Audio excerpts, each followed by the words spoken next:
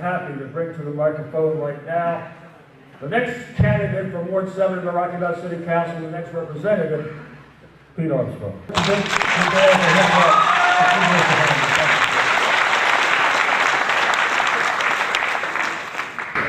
I'm really disappointed that I really don't have a long speech tonight to make. But I'm not a speech maker, that's just not my role. But I do feel like that I'm a person who can make a difference in the city of Rocky Mount. I've tried to do that all my life. A lot of the people in this room here tonight have known me all has been in Rocky Mount over 40 years. A lot of people don't know that I actually started in South Rocky Mount Community Center. Down in South Rocky Mount where I spent 10 years. And my whole goal at that time was just to help people and make a difference, which I feel like I did. It's incredible to me, even now, that kids come up to me, well, of course they're adults now, and talk about their experiences and stuff they had at South Rocky Mount.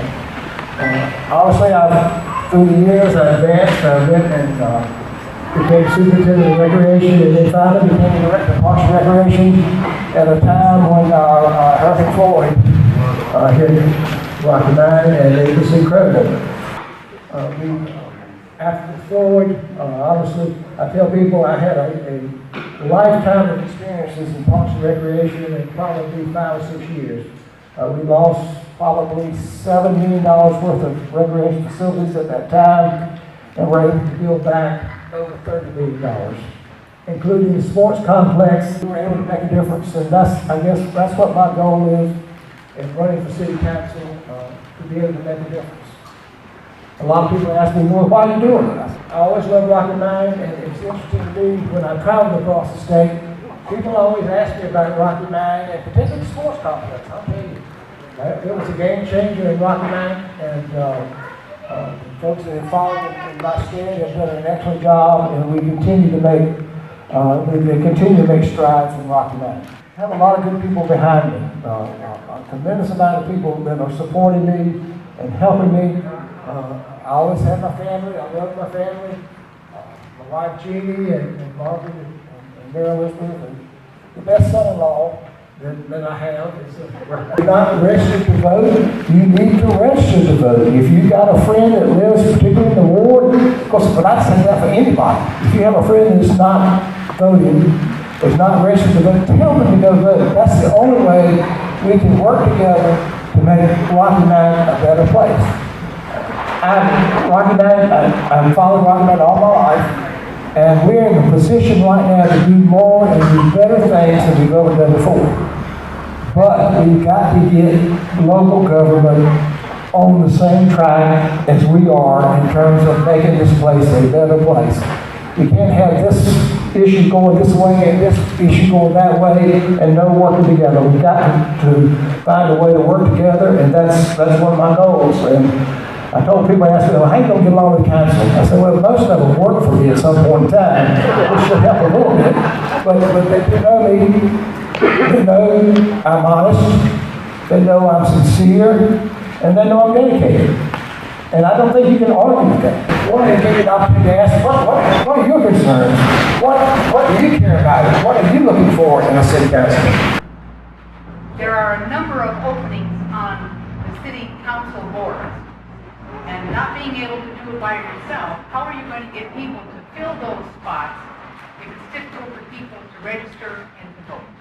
Well, I'll be honest with you, I think a lot of people right now feel kind of disenfranchised by the way the city council treats some people and ignore them and don't pay them any attention. So obviously, when I'm elected, one of the things I do is just pay attention to people and talk to people and listen to people and do the best I can to engage them in the conversation. So I think it's, a lot of times people are just not asked. We have to ask them to do something. Another question. Yeah, as you know, Ward 7 is a very diverse board. When you were elected, what did you do to help pull us together and work together? I think one of the most important things here is my experience of working in the city for almost 40 years.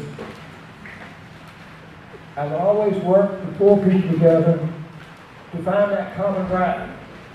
even with some of the councilmen that I will probably take issue with some of their actions and some of their behaviors, we've got to find a common ground that we can work together with. I mean, we all want housing improved in Rocky Mount. There's no question about improving housing.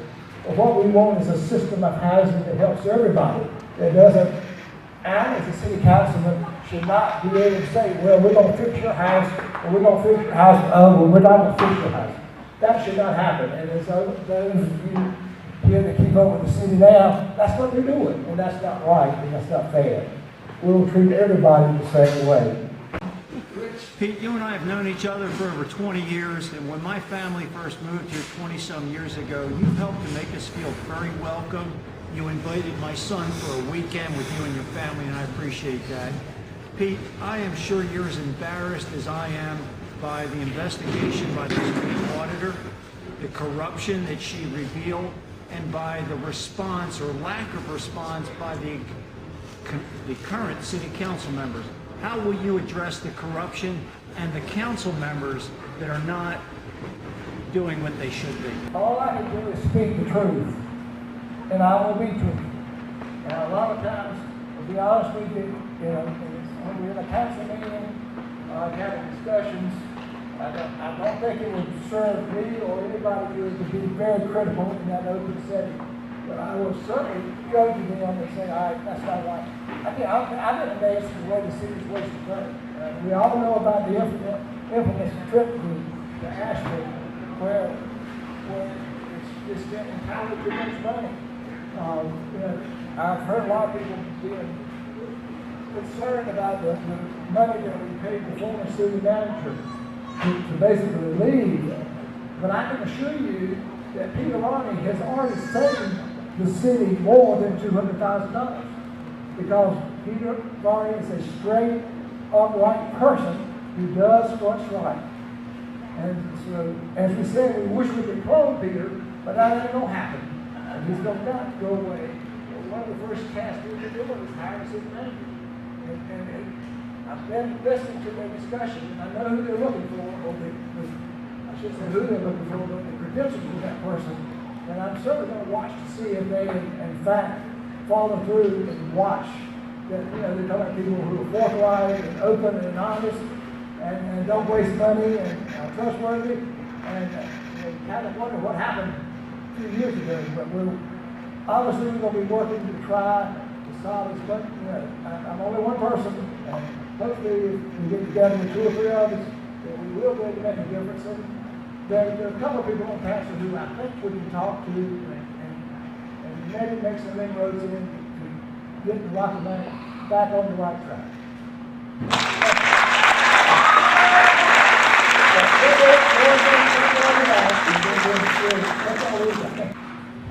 Do you know what percentage of African Americans is in board setting? I do. It's probably 65 to 70%. African American. And how do you intend to get their votes? By being honest and forthright. A lot of people here then who know me and know my experience with the city of Rocky Mount know that to be true. All I can do is preach that to people. I can have people, go on testimony, but you want people to say, well, yes, he is forthright, he is upfront, he is honest, and that we feel like this is the best route to go. Okay. Hey, Pete. I've known you a long time, right? And worked with the city during the time that you came on at South Rocky Mount and you come up the ladder. So I've known you for a long time, and I'm here to tell these people, I don't live in your ward, but I certainly support you, and I'm going to be getting out and talking to people in your ward.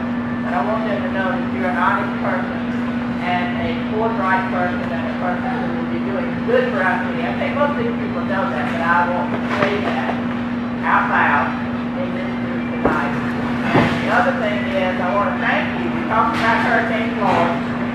He was in Parks and Rec then, and they were charged with getting food for the people who were stuck in the emergency operations center all that time.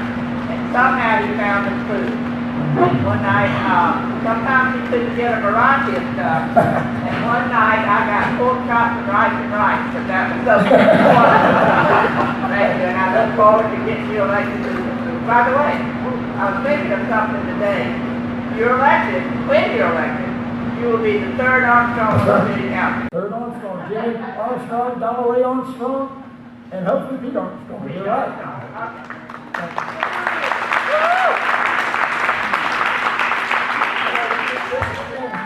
Thank y'all so much for coming. We've got hot dogs and hamburgers and chips and beer and popcorn and please eat up because I don't want to take it home. Please, if you'll sign up to help, we got, there are 3,000 households in Ward 7. The only way in the world I can get closer to those households is to have people help because I can't go by myself. And we don't want other people to go by themselves. But if you'll sign up to help, we'll put you to work, and I'll go with you, and we'll make a difference in Ward 7. Thank y'all.